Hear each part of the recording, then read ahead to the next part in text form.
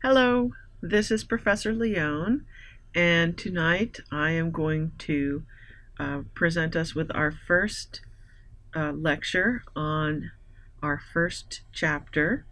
I will be discussing what is morality, which is in chapter 1 of the Elements of Moral Philosophy. Now, the Elements of Moral Philosophy textbook will always contain a discussion of the historical theories of ethics and how to organize our uh, doing of ethics or figuring out our moral principles and how to apply them both to our lives and to our collective society. So the Elements of Moral Philosophy is the theory book, and the other text, The Right Thing to Do, is always seeking to apply these theories to real life situations. All right, so that said, let's look to chapter 1. What is morality? Now, I'm not going to separate between the terms ethics and morality. Some people do, but for our purposes, we aren't going to be splitting that particular hair. We are trying to figure out if we as individuals and collectively as people can make moral pronouncements. In other words, say, this is right, that is wrong. And if we can make those pronouncements, what justification do we have or do we need in order to make those pronouncements? Because I'm sure in this class there are at least a few people who are what we call relativists, or maybe even skeptics, but let's start with the relativists. You've probably heard someone at some point in time say, hey, let's just agree to disagree. That's the statement of someone who believes that they have their morals and you have your morals, and you're going to do what you do, I'm going to do what I do, and live and let live. That is a moral relativist or a subjectivist. And in this class, we're arguing against that pretty much the whole way through. Because if you believe that, then there's no point in doing ethics, because what's moral is whatever you want to do. And I have a hard time with that personally, because there's a lot of things in the world that I don't think are moral. There's a lot of things in the world that I don't think we should do, either for me personally or collectively as a society. So if I'm going to make those statements, I better understand what it means to make those statements, like you should not do that, or I should not do that. I need to understand what it means to make those statements, what I'm really doing when I make those statements, and again, what justification do I have? Okay, so to our text. How ought we to live? This is the simple question that Socrates posits in 600 BCE. So philosophy and ethics is very old. We're entering into a discussion that is thousands of years old. And to understand it, we need to understand what's already been said. Our text begins by giving us some actual situations to consider. And that's often easier than just talking about it theoretically. Let's see. Baby Teresa, born 1992. Her brain stem is present. However, When she is born, important parts of her brain, such as the cerebrum and the cerebellum, are missing. So is the top of her skull. She does, however, have a heartbeat and can breathe on her own. About 350 of such children are born alive every year.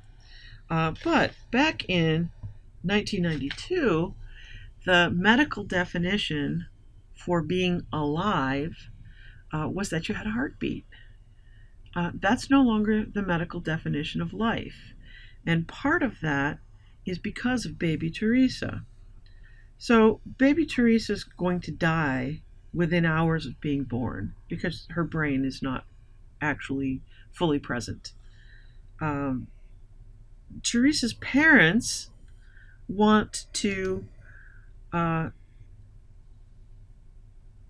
volunteer baby Teresa's organs for immediate transplant. They can save other infants' lives by donating her organs. However, at the time, Florida law forbids the removal of organs until the donor is dead. By the current 1992 law or definition, medical definition of life and death, because her heart's beating, she's not dead. Now, this went to court, the parents wanting to donate the organs so they could find some solace in their child's life, very short life. But the court says no. And one of the arguments that the court gives is that it just seems, let's see if I have it here.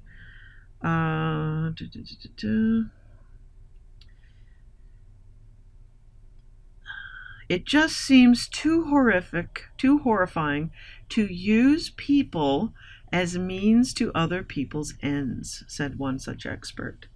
Another explained, it's unethical to kill person A to save person B. What the parents are really asking for is kill this dying baby so that its organs may be used for someone else. Well, that's really a horrendous proposition. But is it horrendous? The baby is going to die in hours. Other lives can be saved. So is it horrendous? Now, some of the arguments, and this is why we look at this example, because we are trying to open up different ways of doing ethics. And the first one is the benefits, looking at the outcomes. What are the outcomes going to be to everyone involved in this? Baby Teresa is still going to die. Maybe, according to the parents, if we can benefit someone without harming anyone else, we ought to do it. So the net result is that other children will live without any new harm to baby Teresa, because she's really going to die anyway. However, that is contrasted against a different principle in ethics, which is a principle that people should never be used as means to ends.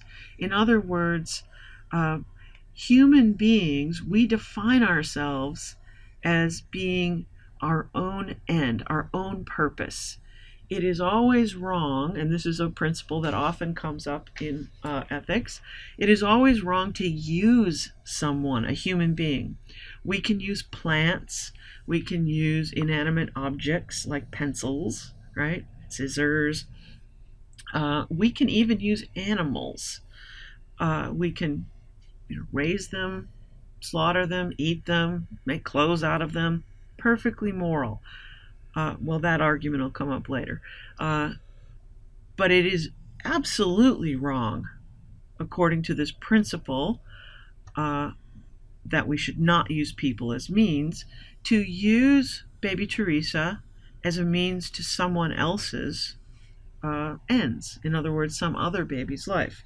So we, in this example, get a a problem between two conflicting ideas, the way of doing ethics. The benefits argument is that, hey, these are the outcomes. The better outcome is if we use baby Teresa's organs to save other lives.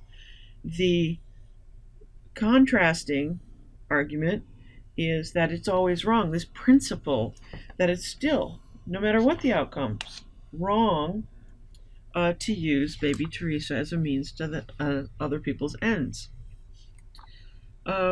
We get a third way of looking at the situation, which is a principle that says that it's always wrong to kill one person to save another. So this is another way of approaching not using people as means to another ends. So to kind of jump ahead here, the outcome of this might be something you didn't see coming, which is that, let's see if I can find that.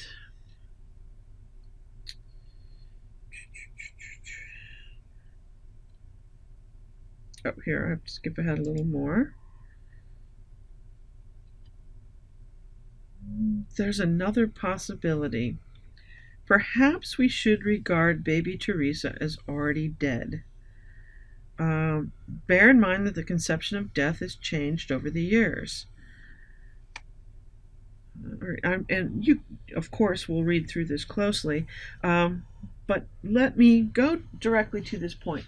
The current definition of life, either at the beginning of life or at the end of life, it has been redefined after this baby Teresa situation and many others to be brain dead.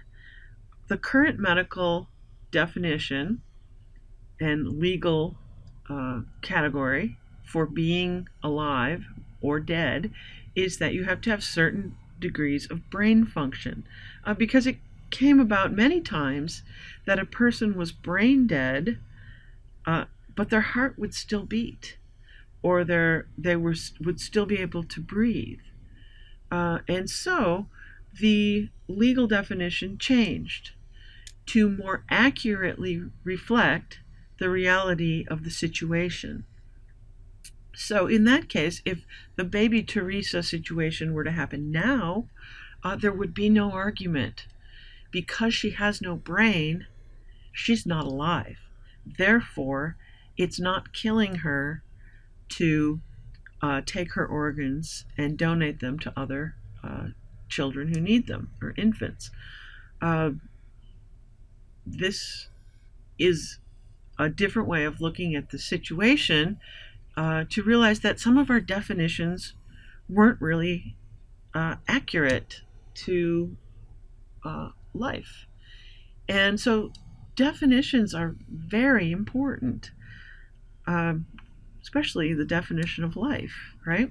So this comes up again when we talk about euthanasia, which is at the end of one's life.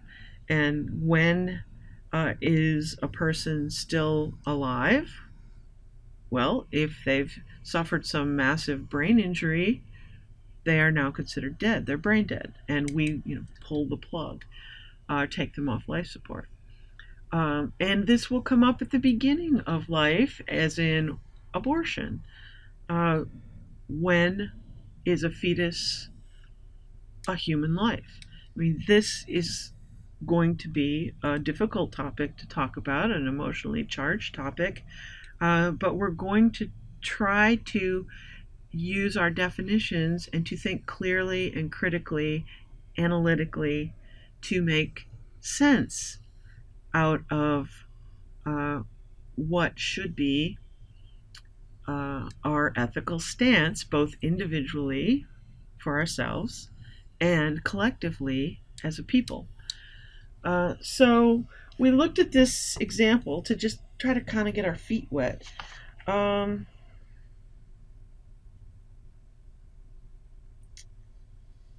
right, I'm going to skip over the next two examples, or we would be here all night.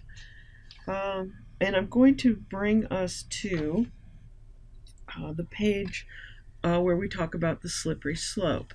Now, in our next lecture, I'm going to talk a lot about what makes a proper rational argument. But here, I'm going to take you to a warning against the fallacy, and the word fallacy means incorrect reasoning. A slippery slope is when you say, well, if we allow them to take the organs from baby Teresa, then, what's to stop them from taking the organs from me when I go into the hospital with a cold? If you let it happen once, then it's going to happen all the time, and before you know it, we're just going to be harvesting people's organs all over the place. Okay, that is called a slippery slope argument. And unlike how the phrase is usually used, a slippery slope argument actually means that you've constructed your argument incorrectly. It's not a good argument. We can draw a line and say, this is okay, and on the other side of the line, it's not okay. In this example, we can say that it's okay to harvest the organs of someone who is brain dead. That person is clinically dead, therefore we call them dead, and we may take organs from a cadaver. And it becomes a slippery slope argument when you then say, well, then you have to take organs from anybody. No, you don't. You can say, look, if their brain's functioning, you can't take their organs. We can draw that line, draw that distinction, and make these distinctions and make these judgments. And so the first thing I want to caution you against when you're doing ethics is falling into a slippery slope. We can make judgments and distinctions.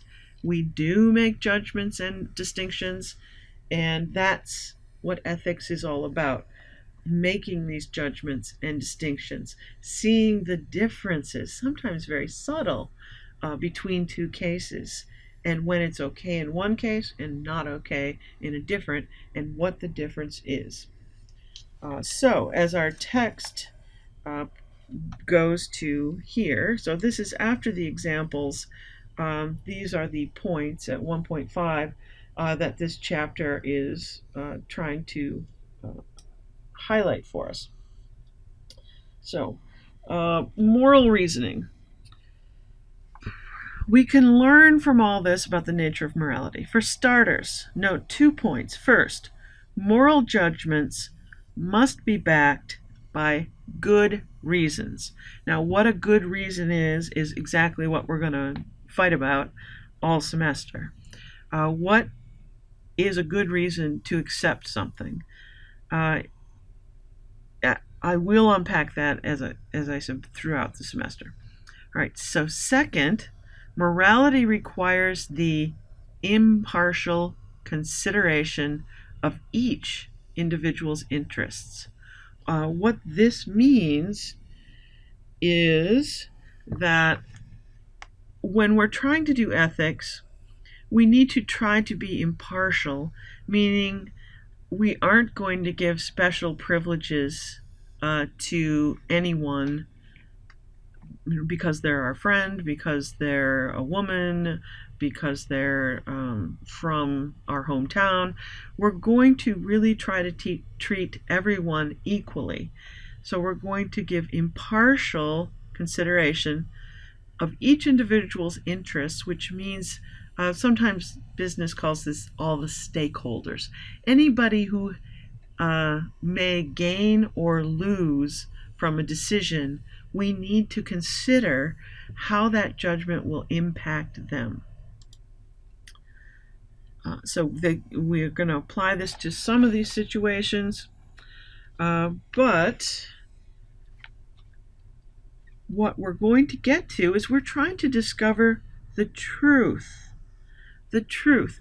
So we're beginning right here with stating that this isn't just about mere opinions. You do what you want, I do what I want, live and let live. No, this entire course is based on the idea that there is a moral truth, that some things are morally correct or morally wrong, that some things are at least morally superior. Some actions are better than others, and we want to discover that truth.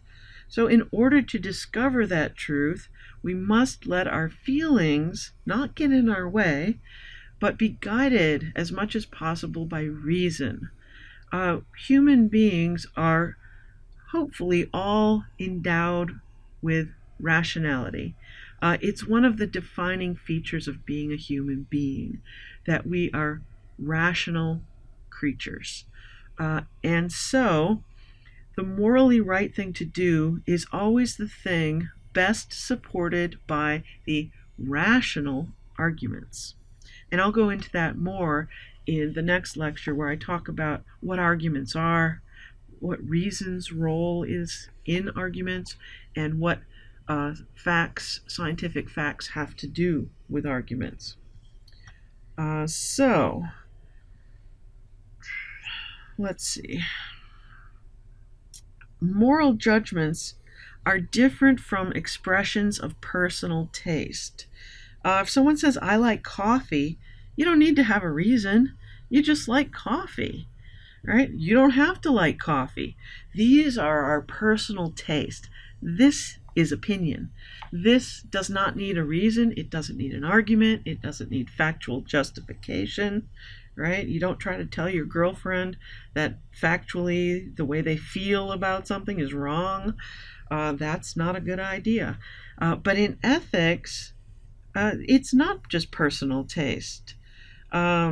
Instead, when we make arguments about something being morally wrong, you do need reasons. And if those reasons are legitimate, other people should accept the force of those reasons, right? If I give you a good reason why you shouldn't do something, this logic, I'm hoping, will persuade you. So there are bad arguments as well as good ones, but how do we tell the difference? This, again, the crux of the whole course. The first thing, and look at this, we're getting some steps already. How do we do morals? How do we do ethics? The first thing is to get your facts straight, right? This may not be as easy as it sounds. Well, true, but it's still the easiest part of this whole thing.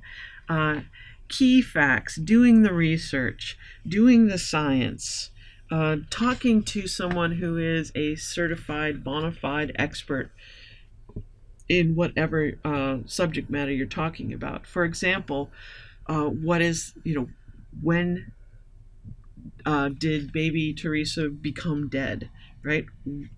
Was she ever alive? That's something where it's appropriate to talk to a medical expert, right? Don't ask your mechanic, don't ask your mom, probably don't even ask your priest. And we'll talk about that a little more later as well, because this is based on facts, and facts are always based on verifiable evidence, and so they need to be based upon appropriate authorities. Again, talk about that when we get into the chapter on arguments. All right, so first we get our facts straight. Next, we can bring moral principles into play. Now, I cited a couple moral principles back when we were talking about the example of baby Teresa. The first moral principle I brought up was the benefits, right? Moral principle. Well, we should really look at the outcomes and see who benefits and who loses, and kind of weigh those things against each other to decide what the best thing to do is. I also brought up the moral principle that we should not use people as a means to an end, right? That it's wrong to do that.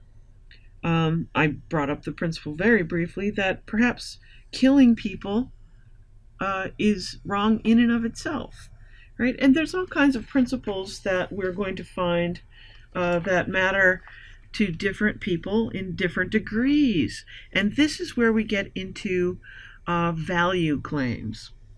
Now, value claims are not factual claims. You can't go and measure or prove that every human life is sacred. That's a value. You either value human life in and of itself, or you don't. Now, I can make arguments, rational arguments, as to why you should value human lives, and maybe you will be persuaded.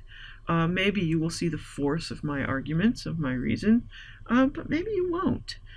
And that becomes a little more dicey, because that's really comes down to a personal choice sometimes, what you're going to value and what you're not, what moral principles you're going to accept and which ones you're not.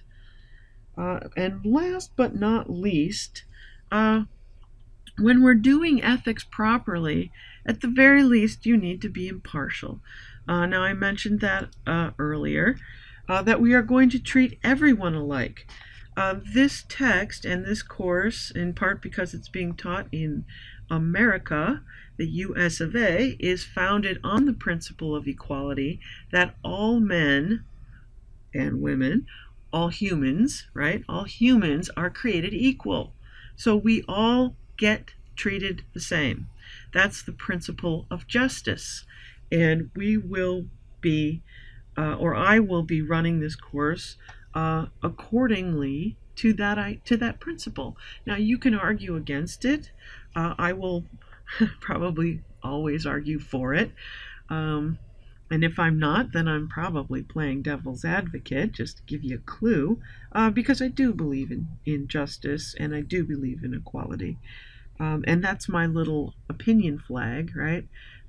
That's my personal value.